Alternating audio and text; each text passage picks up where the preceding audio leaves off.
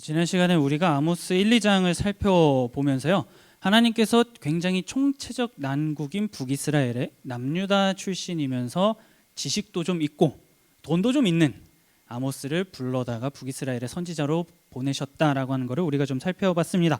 그래서 그는 사마리아라고 하는 이 수도 광장에 가가지고 막 열방은 무너질 겁니다라고 외쳤고, 그 외침은 사람들의 굉장한 많은 호응을 이끌어냈었죠. 그래가지고 사람들은 생각했습니다. 우리나라의 이 번영과 북이 영화는 하나님의 복이구나 라고 하면서 아모스의 메시지에 귀를 기울였습니다. 그러면서 사람들이 막 분위기가 최고조에 다다르면서 우리나라 만세 막 할 때 아모스 선지자가 이제 북이스라엘도 하나님의 심판에서 벗어날 수가 없다라고 하면서 무차별적으로 북이스라엘의 심판을 선포하기 시작을 했죠. 그러면서 분위기는 걷잡을 수 없을 정도로 빠르게 식어가기 시작을 했습니다. 그러면은 구체적으로 무슨 메시지를 그가 선포했을지 3장과 4장에 걸쳐서 우리가 좀 그 주요 내용들을 함께 보려고 합니다. 자, 하나님께서는 이스라엘, 북이스라엘을 향해서 이렇게 말씀하셨습니다. 내가 너희만 알았다 라고 하나님이 말씀을 하십니다.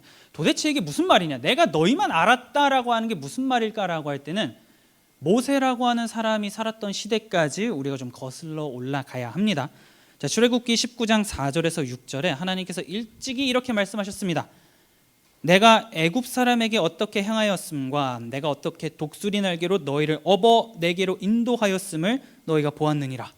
세계가 다 내게 속하였나니 너희가 내 말을 잘 듣고 내 언약을 지키면 너희는 모든 민족 중에서 내 소유가 되고 너희가 내게 대하여 제사장 나라가 되며 거룩한 백성이 되리라. 너는 이 말을 이스라엘 자손에게 전할지니라. 이 땅의 모든 민족들 가운데 너희만 알았기 때문에, 내가 너희만 사랑했기 때문에 출애굽이라고 하는 구원의 은혜를 베풀었다라고 하나님이 말씀을 하시죠. 그러면서 여기까지 오면서 너희가 나라를 일구고 강대국들 사이에 아무리 끼어 있다 할지라도 보존하고 있지 않냐라고 하나님이 지금 말씀하고 계시는 겁니다. 그러면은 우리가 여기서 좀 생각을 해볼 수가 있는 거예요. 도대체 이스라엘이 무엇을 했길래 하나님은 그들을 여기까지 지켜주시면서 인도해 주신다라고 말씀을 하시는 것일까? 얘네가 뭘 잘했을까라고 하는 생각을 우리가 하게 됩니다. 왜냐하면 우리가 사람 사이에서도 그렇듯이 상부상조, 뭐 기브 앤 테이크 이러잖아요. 주는 게 있으면 오는 게 있고 이러면서 관계를 쌓아간다라고 생각을 합니다. 그러면 당연히 하나님과 이스라엘 관계에서 이스라엘이 무언가 했기 때문에 하나님과 이스라엘이 이렇게까지 뭔가 긴밀한 관계를 맺고 있는 것인가 라고 하는 우리가 좀 생각을 하게 되는데요. 자, 본문이 이렇게 얘기합니다. 한 곳 좀 보도록 하죠. 신명기 7장 6절에서 8절입니다. 너는 여호와 내 하나님의 성민이라. 내 하나님 여호와께서 지상 만민 중에서 너를 자기 기업의 백성으로 택하셨나니 여호와께서 너희를 기뻐하시고 너희를 택하심은 너희가 다른 민족보다 수효가 많기 때문이 아니니라. 너희는 오히려 모든 민족 중에 가장 적으니라. 여호와께서 다만 너희를 사랑하심으로 말미암아 또는 너희 조상들에게 하신 맹세를 지키려 하심으로 말미암아 자기의 권능의 손으로 너희를 인도하여 내시되 너희를 그 종 되었던 집에서 애굽 왕 바로의 손에서 속량하셨나니. 모세가 분명하게 얘기합니다. 이게 지금 출애굽 2세대의 사람들에게 얘기를 하고 있는 건데요. 이스라엘이라고 하는 민족의 정체성을 굉장히 분명하게 지금 보여주고 있습니다. 무언가를 잘했기 때문에 하나님이 출애굽이라고 하는 은혜를 보여주신 것이 아니라 세상의 이 모든 민족들 가운데 니네가 제일 지질이 궁상이어가지고 내가 너희를 구원했어 라고 지금 하나님이 말씀하고 계시는 겁니다. 너희가 가장 모든 민족들 중에서 수가 적었기 때문에 나의 긍휼과 사랑과 관심이 너희에게 향해 있다 라고 지금 하나님은 말씀하고 계시는 거죠. 하나님께서 사랑하심으로 말미암아 구원을 베풀었고 그것이 이스라엘의 정체성을 이루어가기 시작했다라고 신명기는 얘기합니다. 그렇기 때문에 아까 전에 봤던 출애굽기와 신명기의 내용을 엮으면 이렇게 얘기할 수 있을 것 같아요. 너희는 세상에서 가장 수가 적은 민족이지만 나는 너희를 사랑했기에 너희를 지금까지 여기까지 인도한 여호와다 라고 하나님이 말씀하고 계신다라고 하는 걸 우리가 좀 볼 수가 있는 겁니다. 무언가 이스라엘이 잘했기 때문에 하나님이 그래 나하고 함께 언약관계를 체결해가지고 함께 뭔가 으쌰으쌰 해보자가 아니고 제일 불쌍했기 때문에 내가 너희를 구원하겠다라고 하는 하나님의 마음이 본문 가운데에서 나타나고 있었던 거죠. 그러니 하나님과 이스라엘의 관계가 뭐 상부상조, 기브앤테이크, 동등하다, 뭐 비등비등하다 이러한 것이 아니라 가장 보잘것없는 자와 가장 모든 것을 다 가진 자의 만남이 이루어졌다라고 하는 것을 우리가 본문에서 보게 되는 겁니다. 그러니 이 하나님의 사랑과 은혜를 사람의 생각과 말과 표현으로는 뭐 어떻게 나타낼 수가 없는 거예요. 이거를 무엇라고 규정을 할 수 있겠습니까? 인간의 생각으로는 쉽게 행동하기가 어려운 그러한 모습을 하나님이 과거부터 보여주신 겁니다. 우리는 다 사람과의 관계가 물론 아닐 수도 있지만 어느 정도는 굉장히 높은 확률로 이해타산으로 다 얽혀 있습니다. 나에게 잘해주면 좋은 사람, 나에게 적대적인 행동을 하면 나쁜 사람 하면서 어느 정도의 선을 지키고 이걸 그물망으로 막 걸러내면서 인간관계를 유지하면서 나아갑니다. 그런데 지금 하나님은 그런 거 상관없이 일방적인 그 사랑이라고 하는 거를 계속해서 베풀고 있었다라고 오늘 본문이 얘기하고 있는 거죠. 그리고 그 무조건적인 사랑이 예수님을 통하여서도 나타나고 있다, 지금도 그렇게 주어지고 있다라고 하는 것 또한 오늘을 살아가는 우리는 너무나 굉장히 잘 알고 있습니다. 그렇기 때문에 그 사랑이 뭔지 아니까 예수를 믿고 살아가는 게 무엇일까? 신앙인으로 살아가는 게 도대체 뭘까? 이 땅 가운데에서 무엇을 하면서 살아가야 할까? 하면서 우리는 고민하면서 살아가기 시작을 하는 거죠. 왜냐하면 우리도 인간관계에서 마찬가지죠. 누군가의 사랑을 받을 때 처음엔 그 사랑이 무엇인지 몰라도 사랑과 관심을 받는다라고 하는 것을 내가 인지하는 순간 그 사람을 한 번 더 생각을 하게 됩니다. 나에게 왜 이 사랑을 베풀어 주지? 나에게 왜 이 관심을 쏟아주지? 하면서 왜 그럴까 하면서 궁금해하면서 뭔가 그 사람이 원하는 행동, 그 사람이 뭔가 바라고 싶은 무언가를 나도 같이 함께 걸어가기 위해서 애를 쓰는 것이 우리들 인간입니다. 그러니 인간과 인간 사이에서도 이러는데 지금 하나님은 그냥 일방적인 은혜를 계속해서 쏟아 부어 주셨다라고 얘기하죠. 당연히 사람과의 사이에서도 이런 무언가가 일어난다면 일방적인 사랑을 부어주시는 하나님과 인간과의 관계에서도 인간인 우리가 무언가를 해야만 한다, 선택이 아니라 옵션이 아니라 무언가를 해야만 한다라고 하는 것 또한 우리는 당연히 생각을 하게 됩니다. 왜냐하면 감당할 수 없는 무언가를 주셨으니 나는 도대체 무엇을 해야 할까라고 하는 생각을 지금은 비록 깨닫지 못하는다 하더라도 하나님의 사랑이 무언가 우리에게 조금씩 보이기 시작하는 순간 우리는 그거를 생각하고 실천에 옮기려고 하기 시작을 합니다. 하나님께서 그러면서 이렇게 말씀을 하시는 겁니다. 너와 나는 언약 관계로 맺혀져 있고 내가 너에게 일방적인 은혜와 사랑을 베풀어 주면서 너를 여기까지 인도하였으니 너도 뭔가 보여줬으면 좋겠어.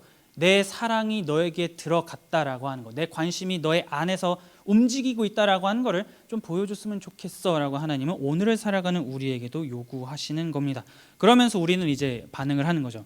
주님, 하나님, 그러면 그 은혜와 사랑과 구원을 받은 제가 무엇을 해야 하겠습니까? 어떻게 살아가야 하겠습니까? 라고 우리는 계속해서 생각을 합니다. 그래서 하나님은 오늘 본문에서도 보다시피 신명기나 출애굽기나 이런 본문에서 보다시피 얘기하시는 겁니다.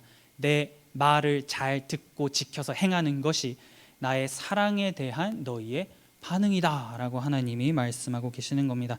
사랑에 대한 반응을 삶으로 보이라고 하는 거죠. 근데 그게 되지 않는다면 나의 사랑을 무시하고 멸시하고 땅바닥에 짓밟는 것이니까 그에 따른 마땅한 무언가를 행하겠다라고 하나님은 말씀하십니다. 9절 하나 보도록 하죠. 신명기 7장 10절입니다. 그를 미워하는 자에게는 당장에 보응하여 멸하시나니 여호와는 자기를 미워하는 자에게 지체하지 아니하시고 당장에 그에게 보응하시느니라. 본문은 분명하게 얘기합니다. 나의 사랑을 무시하는 자, 나의 사랑을 땅바닥에 짓밟는 자는 내가 반드시 넘어가지 않고 보응하겠다라고 하나님이 말씀을 하고 계시죠. 그분께서 베푸신 은혜를, 창조주가 주신 그 은혜를 하찮게 여기는 자는 내가 가만두지 않겠다라고 얘기를 합니다. 그렇기 때문에 오늘 아모스 3장에서 아모스가 북이스라엘을 향해서 얘기할 때 이렇게 얘기하는 겁니다. 3장 2절입니다. 내가 땅의 모든 족속 가운데 너희만을 알았나니 그러므로 내가 너희 모든 죄악을 너희에게 보응하리라 하셨나니. 죄악을 보응하겠다, 분명한 거죠. 나의 사랑을 멸시한 너희에게, 나의 사랑을 땅바닥에 짓밟은 너희에게 내가 무언가를 행하겠다라고 하나님이 말씀하고 계시는 겁니다. 그렇기 때문에 하나님께서는 그렇게 되지 않게 하기 위해서 백성들에게 기대하시는 것이 있습니다. 신명기 7장 11절에서 12절입니다. 그런즉 너는 오늘 내가 네게 명하는 명령과 규례와 법도를 지켜 행할지니라. 너희가 이 모든 법도를 듣고 지켜 행하면 내 하나님 여호와께서 내 조상들에게 맹세하신 언약을 지켜 내게 인애를 베풀 것이라. 하나님의 사랑을 받는 자라고 한다면은 결국에는 말씀을 지키면서 살아가야 한다라고 오늘 본문이 얘기를 하고 있는 겁니다. 하나님께서 자기 백성을 사랑하면 사랑하는 만큼 그 사랑에 대한 삶의 반응 또한 하나님께서 요구하고 계시다라고 하는 거죠. 그러면 그 반응은 결국에는 하나님이 나에게 주신 그 사랑을 깨닫는 만큼 나 또한 그 사랑을 가지고 하나님 앞에 나아가야 한다가 성립을 합니다. 신명기 6장 5절입니다. 굉장히 좀 유명한 구절이죠. 너는 마음을 다하고 뜻을 다하고 힘을 다하여 내 하나님 여호와를 사랑하라. 그렇게 하나님을 사랑하는 것이 백성의 의무이자 행복이다라고 얘기합니다. 신명기 10장 12절에서 13절입니다. 이스라엘아, 내 하나님 여호와께서 내게 요구하시는 것이 무엇이냐? 곧 내 하나님 여호와를 경외하여 그의 모든 도를 행하고 그를 사랑하며 마음을 다하고 뜻을 다하여 내 하나님 여호와를 섬기고 내가 오늘 내 행복을 위하여 내게 명하는 여호와의 명령과 규례를 지킬 것이 아니냐. 본문은 너무나 분명하게 얘기를 합니다. 우리가 지금까지 살펴봤듯이 말씀을 지키고 살아가면서 하나님께서 나에게 주신 그 은혜에 대한 반응을 보이는 것, 그것이 인간의 행복이라고 오늘 본문이 얘기하죠. 그럼에도 불구하고 우리가 아모스서를 통해서 보았듯이 하나님은 지금 내가 너희에게 보응하겠다, 너희의 죄악을 내가 가만히 넘기지 않겠다 라고 하는 말씀을 볼 때에 모르긴 몰라도 북이스라엘의 사람들이 지금 하나님의 말씀이라고 하는 것을 잘 지키지 못하는 것 같다라고 우리가 확인을 해볼 수가 있는 거죠. 특별한 선택과 관심을 받은 만큼에 대한 행동을 지금 하나님은 요구하고 있는 건데 이들은 자신에게 주어진 그 책임, 특권 이런 것들을 전혀 감당해내지 못하고 있었던 겁니다. 그래서 하나님께서는 아주 오래전에 모세라고 하는 사람을 통해서 말씀하셨던 너희가 그럼에도 불구하고 내 말을 지키지 않으면 내가 너희에게 보응하겠다, 그냥 마음에 안 드니까 때리겠다가 아니라 내가 얘기한 그 말씀과 언약의 근거에서 너희를 심판하겠다라고 하나님은 그렇게 말씀하고 계시는 겁니다. 그러니 여러분 한번 생각해 보세요. 이 말이 듣기가 좋습니까? 싫습니까? 나라가 굉장히 잘 살아요. 부국강병합니다. 사람들도 먹고 살기 아주 좋은 윤택한 삶을 막 살아갑니다. 국군이 막 꺼져가면서 막 나라의 깃발이 막 무너지는 듯한 상황이 보이는 그러한 시대에 아모스가 회개하라라고 외치면 당연히 사람들이 좀 귀를 기울이겠죠. 삶이 왜 이럴까? 분명 무언가 잘못됐다. 하나님께 돌아가야 한다. 이런 생각을 할 건데 본문에서 나타나는 여로보암 2세가 통치하던 시기에 북이스라엘은 정반대였습니다. 너무 잘 먹고 잘 살았어요. 부자였습니다. 사람들이 무역을 통해서 신흥 부유층이 막 생겨나고 돈을 막 쓸어 담던 시대가 여로보암 2세입니다. 그러면 사람들은 생각을 하겠죠. 우리 국가는, 나는 왜 잘 사는 것일까? 못 사는 것이 아니라 왜 잘 사는 것일까라고 생각을 할 겁니다. 그러면 답이 너무 뻔하죠. 우리의 예배가, 우리의 삶의 모습이 하나님께서 보시기에 기뻐하는 삶이기 때문이다. 북이스라엘 사람들은 그렇게 생각하지 않겠습니까? 우리의 삶은, 우리의 예배는 절대로 잘못되지 않았다, 이렇게 계속해서 살아가면 된다라고 그들은 생각했을 겁니다. 그러니 더욱더 열렬히 자신들이 여태까지 했던 방법대로 하나님을 예배하고 찬양한다라고 하면서 불을 쓸어담고 있었다라고 우리가 생각을 할 수가 있는 겁니다. 그런데 그러한 상황 가운데에서 아모스는 얘기하는 겁니다. 주께서 그 말씀을 지키지 않고 하나님을 사랑하지 않으면서 살아가는 너희를 반드시 심판하겠다라고 말씀을 하시죠. 그렇기 때문에 우리는 기억해야 합니다. 삶에서 우리가 인생을 살다 보면은 좋은 일들이 막 빵빵빵 터질 때가 있습니다. 너무나 행복한 일들이 막 터져요. 물론 그게 하나님의 복일 수 있습니다. 하지만 무조건 100% 하나님의 복이다라고 말할 수 없다라고 하는 것을 오늘 본문은 얘기합니다. 하나님께서 원하시는 삶을 살지 않고 있었음에도 불구하고 여로보암 2세 때 나라가 굉장히 잘 살았기 때문이죠. 이걸 거꾸로 바꾸면 삶에서 안 좋은 일들이 계속해서 빵빵 터지면서 내가 시면으로 들어간다 할지라도 그것이 무조건 내가 하나님 앞에 죄를 지었기 때문이다라고도 볼 수가 없다라고 하는 것을 오늘의 이 본문 가운데에서의 상황이 보여주고 있는 겁니다. 그렇기 때문에 사람들이 이런 말을 계속 듣다 보니까 짜증이 나겠죠. 우리나라 너무 잘 사는데, 우리 집 굉장히 부자인데 자꾸 뭘 잘못했다라고 얘기를 하니까요. 그래서 사람들이 물어본 것 같습니다. 네가 뭔데? 네까짓 게 뭔데 우리에게 와가지고 이래라 저래라 하나님의 심판을 선포하냐? 당장에 이 북이스라엘을 봐라. 너무나 잘 살지 않냐? 이게 하나님의 복이 아니고선 이게 하나님의 심판이라고 하면서 사람들이 아모스에게 따진 것 같아요. 그래서 아모스는 얘기합니다. 나는 하나님이 그렇게 하라고 하셨기 때문에, 하나님이 나를 부르셨기 때문에 나는 나의 부르심에 최선을 다할 뿐이다. 사자가 부르짖으면 사람이 두려워하는 게 당연하듯이 하나님께서 말씀하셨기 때문에 나 또한 여기에 와가지고 주의 말씀을 선포하는 것이다라고 얘기하고 있는 거죠. 사자의 외침과 하나님의 말씀을 지금 동일하게 아모스가 비교하면서 하나님의 말씀에 반응하는 것이 사람의 도리다 라고 얘기합니다. 7절에서 8절입니다. 주 여호와께서는 자기의 비밀을 그 종 선지자들에게 보이지 아니하시고는 결코 행하심이 없으시리라. 사자가 부르짖은즉 누가 두려워하지 아니하겠느냐? 주 여호와께서 말씀하신즉 누가 예언하지 아니하겠느냐? 아모스도 얼마나 힘들었겠습니까? 물론 같은 민족이긴 하지만 일단 나라가 남북으로 나뉘었단 말이에요. 그러한 상황에서 자기가 올라가 가지고 북이스라엘의 심판을 막 선포합니다. 그럼 당연히 네가 뭔데 그냥 남쪽에 가가지고 니나 잘 살아야지. 사람들이 이렇게 당연히 얘기할 거 아니에요. 그거에 대한 부담감을 가지고 그는 지금 넘어가가지고 망할 거니까 회개하시기 바랍니다 라고 외치고 있는 겁니다. 좀 복을 선포하면 나라가 잘 사니까요. 복을 선포하면 자기도 좀 가오가 살잖아요. 주께서 여러분들에게 복을 주시고 계십니다. 열심히 힘써 예배하십시오. 사람들이 아모스 엄청 좋아하겠죠.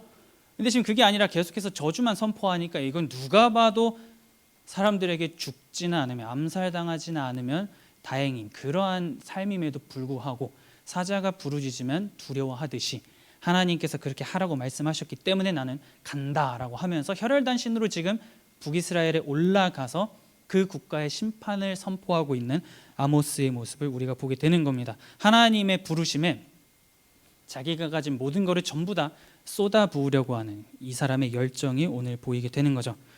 그렇기 때문에 이 그림을 생각해 보면 되게 참 재밌습니다. 집단으로 하나님의 말씀을 거부하는 북이스라엘, 귀를 닫고 있는 북이스라엘과 한 사람이지만 사자가 부르짖으면 반응하듯이 하나님의 음성에 귀를 기울이면서 움직이는 딱 그것도 남쪽 사람인 한 사람인 아모스, 이 두 그룹이 분명하게 대조가 되는 겁니다. 구체적으로 어떤 반대에 부딪혔고 어떤 조롱을 당했는지는 아모스서 후반부에 나옵니다. 그래서 그때 우리가 아모스가 구체적으로 어떤 어려움을 겪었는지는 나중에 좀 같이 살펴보도록 하고요. 본문을 좀 더 같이 보도록 하죠. 아모스의 말이 사자가 부르짖으면 두려워한다라고 하는 걸로 보았을 때 뭔가 당신들도 반응을 해야 하는데 반응을 하지 않습니다 라고 얘기를 하는 거잖아요. 그러면 사자가 부르짖는데 반응이 없다, 귀가 닫혀 있다는 거죠. 아무리 사자가 외쳐도 그 외침이 북이스라엘 사람들의 귀에는 하나도 들리지 않았던 겁니다. 그래서 하나님께서는 이 사람들이 이해할 수 있는 그림 언어를 가지고 한 번 더 갑니다. 사자가 양을 사냥을 합니다. 양을 사냥을 해가지고 잡아먹어요. 잡아먹다 보니까 두 다리와 귀만 남았다라고 얘기합니다. 그거를 사자의 입에서 꺼냈다라고 본문이 말을 합니다. 양이라고 하는 한 개체가 사자에게 잡아먹혀가지고 그 입에서 꺼냈더니 두 다리랑 귀만 남았어요. 이게 살아있는 양입니까? 죽은 양입니까? 뭐라고 규정하기가 되게 어렵죠. 그런데 하나님은 얘기하는 겁니다. 너희가 이 꼴과 같다. 북이스라엘아, 너희는 사자의 입에서 꺼낸 양의 두 다리 그리고 귀와 같다라고 하나님은 말씀하고 계시는 거죠. 목자인 아모스, 목축업을 하면서 살아가던 북이스라엘 사람들, 뭐가 됐든지 이 사자가 양을 잡아먹는 그 이미지는 이들에게 확 와닿았을 겁니다. 자기들이 늘 그렇게 살아갔을 거니까요. 그럼에도 불구하고 북이스라엘은 반응을 하지 않습니다. 그런데 반응을 하는 게 딱 하나 있었어요. 뭐냐면 이런 말이 딱 들리다 보니까 여호와께 돌아가야 한다까지는 갔는데 그게 어떤 방식으로 나타나냐면 더욱더 열렬히 예배를 드리자. 우리의 정성이, 우리가 하나님께 드리는 제물의 양이 무언가 부족해서 지금 이런 말씀을 하시는 건가? 더욱더 격렬하게 여호와를 예배하자라고 사람들은 생각을 합니다. 자기 자신만 만족하는 예배, 하나님을 외면하는 예배, 하나님은 안중에도 없는 나만의 카타르시스를 누리는 그 예배를 즐기기 위해서 북이스라엘은 더욱더 열심히 살아가기 시작을 했던 거죠. 그래서 베델과 길갈, 북이스라엘의 최대 종교 중심지인 두 곳에서 나중에 한번 4장을 보세요. 엄청나게 열심히 제사를 드리는 그들의 모습을 아모스가 조롱합니다. 누가 봐도 지금의 군사력과 경제력은 하나님의 복이다라고 생각하는 그들에게 아모스는 너희들의 그 예배는, 베델과 길갈에서 드리는 그 예배는 하나님의 복을 받기 위해서, 복이 오는 그러한 통로로서의 예배가 아니라 죄가 들어오는 통로다, 심판이 들어오는 통로다, 죄를 더 쌓는 길이다라고 조롱합니다. 4장 4절에서 5절입니다.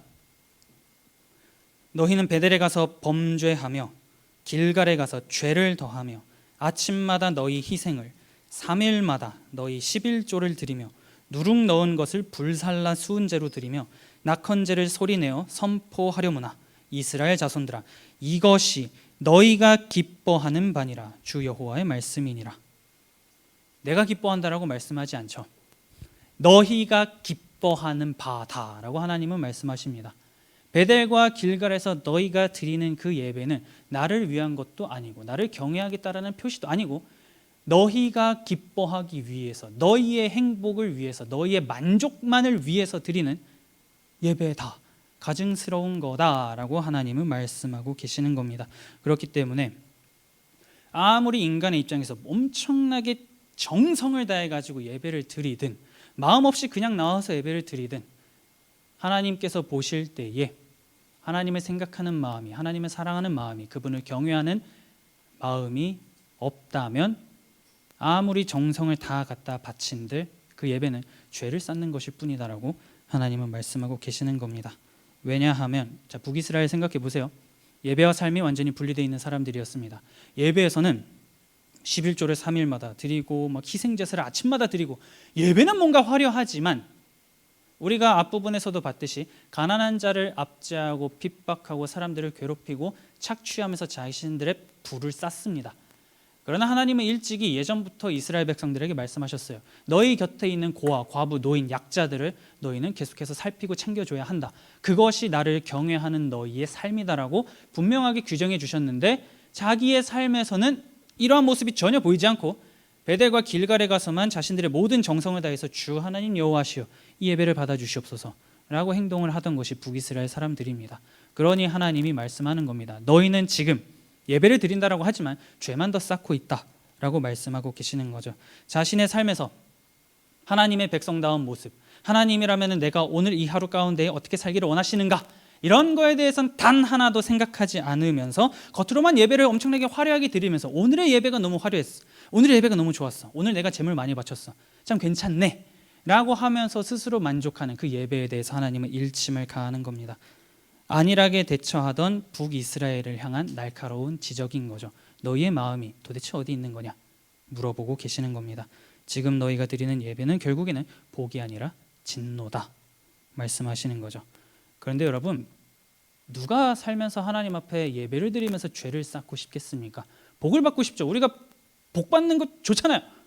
복 받는 거 싫어하는 사람이 어디 있겠습니까? 하나님의 은혜를 받는 건 누구나 다 원하는 겁니다. 그러면서 하나님 앞에 나와가지고 삶의 은혜를 주신 거 감사합니다, 앞으로의 삶도 인도하여 주십시오라고 우리가 기도하면서 그분 앞에 나아가는데 정작 하나님의 응답이 너는 지금 죄를 쌓고 있는 거야.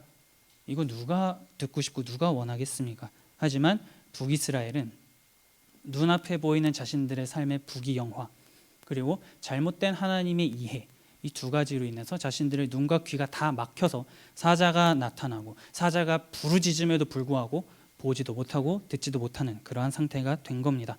그래서 하나님께서 내가 아무리 너희에게 말하고 너희의 삶에 개입하고 너희의 삶을 아무리 힘들게 한다고 하더라도 너희는 나에게 돌아오지 않았다라고 반복적으로 말씀하십니다. 그래서 제가 조금 한 가지 권면드리는 거는 오늘 순모임을 하시면서요, 아모스 4장만은 한번 쭉 전체 읽어보시기를 추천을 드립니다. 얼마나 하나님께서 강력하게 그 백성을 돌이키게 하기 위해서 그들의 삶에 개입하면서 내가 너희에게 계속해서 신호를 주잖아, 오라고 돌아오라고 내가 말하고 있잖아, 그럼에도 너희는 돌아오지 않았어 라고 하나님이 얼마나 계속해서 반복적으로 백성들에게 말씀하셨는지, 그리고 그럼에도 불구하고 우리는 전혀 들리지 않습니다. 주님, 우리의 재물을 기쁘게 받아주십시오 라고 하는 북이스라엘의 모습을 한번 보시면 좋을 것 같습니다. 그러면서 동시에 그리스도인으로서 오늘을 살아가는 나는 예배와 삶 가운데에서 무엇을 어떻게 하면서 살아갈 것인가, 이러한 것을 여러분들이 고민하면서 여러분들의 삶을 그려나갈 수 있으면 좋겠습니다. 그래서 하나님께서 그 책망 끝에 결심하십니다. 좋다, 내가 아무리 너희에게 말하고 아무리 너희의 삶을 막 뒤흔들어도 나에게 돌아오지 않으니 말로는 해서는 안 되겠네, 내가 직접 너희에게 가겠다라고 말씀하십니다. 창조주가 직접 너희에게 임하겠다라고 얘기하죠. 좋은 말이 아닙니다. 누구도 하나님을 보고선 살아남을 수가 없어요. 그런데 지금 그걸 각오하고 하나님은 백성들 앞에 나타나겠다라고 말씀하고 계시는 겁니다. 심판을 내리겠다라고 하는 강한 의지인 거죠. 오늘 말씀 12절에서 13절입니다. 그러므로 이스라엘아, 내가 이와 같이 내게 행하리라. 내가 이것을 내게 행하리니 이스라엘아, 내 하나님 만나기를 준비하라. 보라, 산들을 지으며 바람을 창조하며 자기 뜻을 사람에게 보이며 아침을 어둡게 하며 땅의 높은 데를 밟는 이는 그의 이름이 만군의 하나님 여호와 신이라. 자, 사자가 부르짖으면 두려워한다 라고 아모스가 얘기했습니다. 그렇기 때문에 나는 주께서 말씀하시니 이 사명을 감당하겠다라고 그는 얘기했죠. 반대로 북이스라엘은 아무리 사자가 부르짖어도 나는 들리지 않습니다. 하나님이 무엇라 말씀하시고 우리의 삶에 무엇라 개입하시든 나는 나대로 살렵니다 라고 해서 두 다리와 귀만 남은 상태가 된 것이 지금의 북이스라엘입니다. 결국에는 하나님에 대한 이해, 지식, 사랑, 이러한 것들이 부족했기 때문에 북이스라엘은 자신들은 잘하고 있다고 생각했을지 모르지만 하나님께서 보시기에는 영 아니었던 거죠. 아는 것에 대한 것이 부족하니까요, 하나님에 대한 지식이 부족하니까 이들은 다른 걸로 메꾸려고 한 겁니다. 화려한 예배, 화려한 제사, 더 많은 재물, 이러면은 우리의 부족함이 메꾸어지지 않을까. 정작 하나님께서 원하시는 건 따로 있는데 겉으로 보이는 무언가에만 치중하고 있었던 모습을 우리가 본문을 통해서 보게 됩니다. 그렇기 때문에 하나님은 분명하게 말씀하고 계시는 겁니다. 내가 이 모든 민족들 가운데에 너희만 알았다. 그러니 너희도 내 사랑을 안다면 조금 더 내 백성다운 모습을 보여주면 안 되겠냐라고 말씀하시는 거죠. 너희도 나를 알고 사랑하기를 힘쓰면 좋겠다라고 말씀을 하고 계시는 겁니다. 그래서 비슷한 시기에 활동했었던 미가 선지자도 남쪽에서 활동했던 사람이거든요. 이 사람도 굉장히 비슷하게 얘기합니다. 미가 6장 6절에서 8절입니다. 내가 무엇을 가지고 여호와 앞에 나아가며 높으신 하나님께 경배할까? 내가 번제물로 1년 된 송아지를 가지고 그 앞에 나아갈까? 여호와께서 천천의 숫 양이나 만만의 강물 같은 기름을 기뻐하실까? 내 허물을 위하여 내 맏아들을 내 영혼의 죄로 말미암아 내 몸의 열매를 드릴까? 사람아, 주께서 선한 것이 무엇임을 내게 보이셨나니 여호와께서 내게 구하시는 것은 오직 정의를 행하며 인자를 사랑하며 겸손하게 내 하나님과 함께 행하는 것이 아니냐. 오늘 본문하고 굉장히 비슷한 말이죠. 그렇기 때문에 하나님께서는 오늘을 살아가는 우리들에게 분명하게 요구하십니다. 자, 우리의 예배는 하나님을 향해 있어야 되는 게 맞아요. 그분 앞에 엎드리고 무릎 꿇으면서 한 주간의 삶을, 나의 인생을 인도하여 주시는 그 하나님의 은혜와 사랑에 감사합니다라고 고백할 수 있어야 합니다. 어떻게 하면 내가 하나님을 더 사랑할 수 있을까? 어떻게 하면 그분의 이름을 더 높일 수 있을까를 고민해야 되는 것이 오늘을 살아가는 우리의 모습은 분명히 맞습니다. 하지만 아무리 주일에 그렇게 화려하게 난리를 치면서 주 앞에 예배를 드린다 한들 정작 이 문 밖을 나서는 그 이후의 삶, 예배 드리는 거 고작 해봐야 1시간에서 2시간밖에 안 됩니다. 순모임까지 포함해서. 그 시간 외에 예배당 문 밖을 나서는 그 순간부터 다시 돌아오기까지의 나의 삶이 이 2시간을 쏟아붓는 그 이만큼의 정성과 하나님을 생각하는 것을 따라가지 못한다면 결국에는 하나님은 그냥 좀 안 했으면 좋겠어. 예배 안 드렸으면 좋겠어. 예배당 문 닫았으면 좋겠어. 라고 이사야 선지자에게 말씀하셨던 그 책망을 오늘을 살아가는 우리도 피할 수가 없을 겁니다. 그렇기 때문에 하나님은 오늘도 사자처럼 부르짖으십니다. 그 부르짖음이 우리 귀에 들렸으면 좋겠습니다. 그래서 삶의 복과 화를 우리는 계속해서 마주할 겁니다. 지금 여로보암 2세 시대의 북이스라엘 백성들처럼 그때에 그 복에만 눈이 팔려서 우리의 눈과 귀를 딱 닫아버리고 난 이거면 됐습니다 라고 말하는 것이 아니라 이 삶과 인생 가운데에서 하나님께서 나를 통해서 말씀하시고자 하는 하나님의 부르짖음, 하나님의 외침이 무엇일까? 이거에 우리가 더 귀를 기울였으면 좋겠습니다. 그래서 내가 너만 알았고 너만 사랑했다라고 말씀하셨던 그 하나님, 그러니 너도 나를 사랑한다라고 하는 그 행동을 말만 하지 말고 좀 행동으로 좀 보여봐라 라고 말씀하시는 그 하나님의 외침에 우리가 귀를 기울이고 날마다 민감하게 반응하면서 사자가 부르짖으니 두려워할 것이다, 하나님께서 말씀하시니 그 말씀에 따른 행동을 내가 보일 것이다 라고 다짐하면서 이 이후의 삶을 하나님과 함께 동행하며 힘쓰기를 다짐하며 나아가는 저와 여러분들이 될 수 있기를 마음 다해 축복합니다.